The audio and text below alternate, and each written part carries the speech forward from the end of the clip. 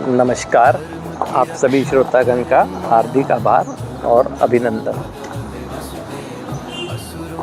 एक नशे से पीड़ित व्यक्ति और उस पीड़ित व्यक्ति का परिवार जब वो नशा मुक्त रहकर जीने के लिए संघर्ष कर रहा होता है तो उसका दोनों लोग का एक ही विचार होता है, पीड़ित व्यक्ति का भी कि मैं जीना चाहता हूँ और परिवार का भी कि ये जिए। जब उसका ये विचार है कि जीना चाहता हूँ तो रोका किसने है? जिए। किसने रोका है परिवार को कि उसके जीवन जीने देने में मदद करने के लिए? अगर सच्चाई कहें तो यही है कि एक व्यक्ति जीना तो चाहता है, ये इसका विचार है और उसे रोक भी कोई नहीं रहा है, तो फिर क्यों नहीं जी रहा है? क्योंकि रोकता है उसको उसके विश्वास की कमी का होना, ना ही तो परिवार उस पर विश्वास कर रहा होता है। कह जरूर रहा होता है ना, लेकिन विश्वास नहीं कर रहा होता और व्यक्ति खुद पर भी नहीं कर रहा होता है। क्यों नहीं कर रहा होता है? क्योंकि उसके पास्ट में किए गए जो नकारात्मक कर्म है वो उसे वर्तमान क्षण में डरा रहे होते हैं और उस डर की वजह से वो भविष्य को लेकर डर, तनाव, चिंता में रहता है, यानी कई तरह के अनजाने डरों से घिरा रहता है। तो कैसे होगा संभव? जब एक व्यक्ति जीना चाहता है, उसकी ईमानदारी भरी चाहत आ गई, परिवार भी चाहता है कि वो जिए, तो दोनों को डरों से निकलना होगा ना, है ना? क्योंकि वर्तमान क्षण में ये सोच के चलना होगा कि हमारे हाथ में केवल सकारात्मक दिशा में कर्म करना है या कर्म ही करना है। परिणाम हमारे हाथ में नहीं है, परिणाम वक्त के हाथ में है ना। और फिर हम अनजाने डरों से डर क्यों रहे हैं जब वो है ही अनजाने? और माना कि कोई एक ऐसी संशय की स्थिति भी है कि ऐसा हो सकता है, तो उसके लिए वर्तमान में जागरूक होना चाहिए, है ना। तो ये चीज़ें जो है ना वहीं रोके रखती हैं व्यक्ति को। वो नशा मुक्त तो रहता है, परिवार को भी दिखता है कि वो नशा मुक्त है, लेकिन उसे कहीं ना कहीं वहीं रोक कर रखती है ना उसके भीतर की विश्वास की कमी और अनजाने डरों से घिरे रहना। तो ऐसे में क्या करना चाहिए? करना यही चाहिए समर्पण। इस प्रकृति को माँ की गोद समान मानकर समर्पण कर देना चाहिए कि मैं जीना चाहता हूँ, सकारात्मक दिशा में कर्म करूँगा, परिवार भी उसको सकारात्मक दिशा में कर्म करने के लिए मदद करे। परिणाम मेरे हाथ में नहीं है, परिणाम वक्त के हाथ में है, बस मैं कर्म करूँगा।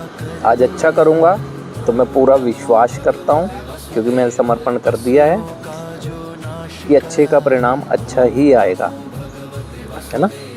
और फिर एक ये सोचना चाहिए कि जो ये ज़िंदगी है ना, या कहें तो इंसान का जो जीवन है, वो एक बहते जल के समान है। उस जल में, बहते हुए जल में कोई पुष्प अर्पित करे, वो भी जल बहा के ले जाता है। कोई एक मंद बुद्धि या मूर्ख व्यक्ति उसमें कूड़ा करकट डाले, वो भी बह के चला जाता है। यानी जीवन जो है वो दुख सुख के दौर से गुजरता है, अच्छा भी होगा बुरा भी होगा, लेकिन एक सतत प्रक्रिया के तहत वो बहते रहना चाहिए ना। ज़िंदगी में उतार चढ़ाव आएंगे और बहुत संभव है कि ऐसे समय भी आ सकता है कि जिसमें हमें लगे कि हमारी ज़िंदगी रुक गई। उस क्षण हमें शांत मन से सोचना है, वो रुकती नहीं है। ईश्वर हमें आने वाले जीवन के लिए तैयार कर रहा होता है ना। आने वाले जीवन के लिए ईश्वर हमें तैयार कर रहा होता है। वो अब तक जो हमने सीखा है ना, यदि हमने बिल्कुल एक सकारात्मक दिशा में बढ़ना सीखा है, अपने को पूर्ण विश्वास के साथ अपने को तैयार किया है, तो ऐसी किसी भी स्थिति में जिसमें जीवन रुकता हुआ लग रहा है, वो परीक्षा की घड़ी होती है कि हमें लगेगा कि जीवन रुक सा गया है, लेकिन वो रुका नहीं है। वो आपकी परीक्षा हो रही है कि आपने अब तक सीखा क्या है, क्या धैर्य रहा है आपके अंदर। विश्वास नहीं डगमगाना चाहिए हमारा ना, विश्वास बिल्कुल नहीं डगमगाना चाहिए। ये देखा यही जाता है कि एक व्यक्ति मात्र और मात्र अपने पास्ट में किए गए नकारात्मक कर्मों की वजह से अपने को किसी भी वर्तमान क्षण में अच्छे कार्य करने से रोके रखता है। माना कि किसी व्यक्ति का दुर्भाग्य से उसकी खुद की गलती से या किसी दूसरे की गलती से ड्राइव करते हुए एक्सीडेंट हो गया, तो अब क्या करना चाहिए उसे, है ना। अगर वो कहीं जाना चाहता है ड्राइव कर, तो क्या करना चाहिए? क्या स्टीयरिंग पकड़कर एक्सीलेटर पे पैर रखकर यही सोचते रहना चाहिए कि फिर एक्सीडेंट ना हो जाए, फिर दुर्घटना ना हो जाए, है? तो ऐसे पहुंच जाएगा वो जहां मंजिल पर जाना चाहता है। या फिर उसे अपने पुराने अनुभव से सीखकर अवेयर होकर आगे बढ़ना चाहिए। तो यही स्थिति है ना, क्योंकि बहुत से असफलताओं के केस में मैंने देखा है जहाँ एक नशे से मुक्त व्यक्ति अपने जीवन को जीना चाहता है, परिवार भी उसकी जीने में मदद करना चाहता है, कहीं ना कहीं वो अनजाने डरों से घिरे रहते हैं। अतीत व्यतीत हो गया, भविष्य का कोई अस्तित्व नहीं है, जो भी है वर्तमान क्षण में, और वर्तमान क्षण में केवल हमारे हाथ में कर्म करना है। और हम सकारात्मक दिशा में कर्म करेंगे तो जाहिर सी बात है परिणाम अच्छे ही आएंगे, है ना। क्यों डरना? जब जीना चाहते हैं का विचार आया, ईश्वर ने तथास्तु कह दिया है, तो हम जिए ना। समर्पण इसमें बहुत महत्वपूर्ण भूमिका निभाता है ना। समर्पण जब हम कर चुके हैं अपने नकारात्मक कर्मों का, समर्पण कर चुके हैं जब अपनी नकारात्मक सोच का, तो जाहिर सी बात है कि अब हम समझ गए हैं और सकारात्मक दिशा में बढ़ना चाहते हैं तो कर्म से ही तो बढ़ेंगे। और फिर विश्वास एक प्रोसेस के तहत बढ़ता है ना। ठीक है, कोई भी चीज़ होगी ज़िंदगी में, कोई भी चीज़ होगी जो हम पहली बार करना चाह रहे हैं, जैसे ये नव जीवन शैली को जीना चाह रहे हैं, तो डर आएगा। तो डर और विश्वास साथ साथ ही तो चलते हैं। जहाँ डर आए विश्वास से दूर करूं, पहले कुछ कर्म करके आगे बढ़ूं, उसको महसूस करूं, है ना। एक बार करने से विश्वास नहीं बढ़ेगा, विश्वास का बीज जल जाएगा। कहते हैं ना कि पहले उम्मीद होगी, अपने से आशा होगी ना किसी कार्य को करने की, जब करते रहेंगे तो विश्वास होगा, और जब करने लगेंगे तो भरोसा होगा। तो आशा, विश्वास और भरोसे के सिद्धांत पर समर्पण भाव से अगर चलेंगे तो बहुत संभव है कि जो ज़िंदगी बेहतर की सोच लेकर चल रहे हैं होगा। जो आज परिवार विश्वास नहीं कर रहा है समय अनुसार, वो भी करेगा, हमारे कहने से भी करेगा। हमारे जो कर्मों के परिणाम आएंगे ना, वो किसी को भी बाध्य करेंगे विश्वास करने के लिए। और फिर हम जीवन जीना चाहते हैं, हमें अपने पर विश्वास है, हम जिएंगे। कोई हम पर विश्वास कर रहा है तो बहुत बढ़िया, नहीं करता है तो नहीं।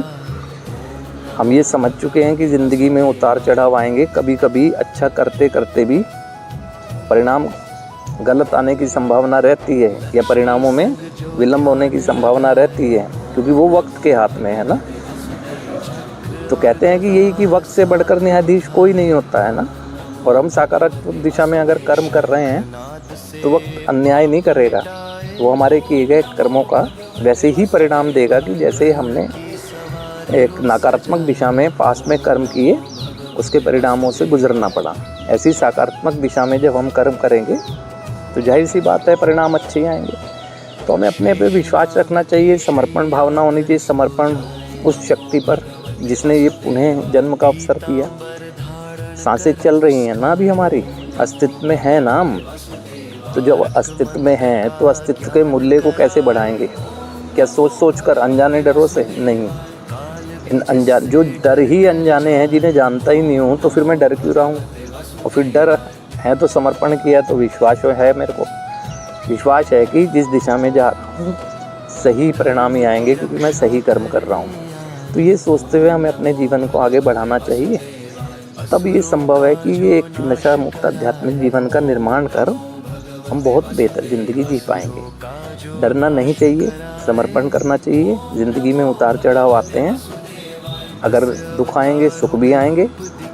एक बहते जल की तरह हमारा जीवन होना चाहिए, समझ के चलना चाहिए ना। तो ऐसी छोटी छोटी चीज़ों पर अगर अवेयर रहेंगे, ये छोटी छोटी ही चीज़ें हैं जो हमें ज़िंदगी में एक बहुत बड़े मुकाम तक ले जाने में सक्षम बनाती है ना।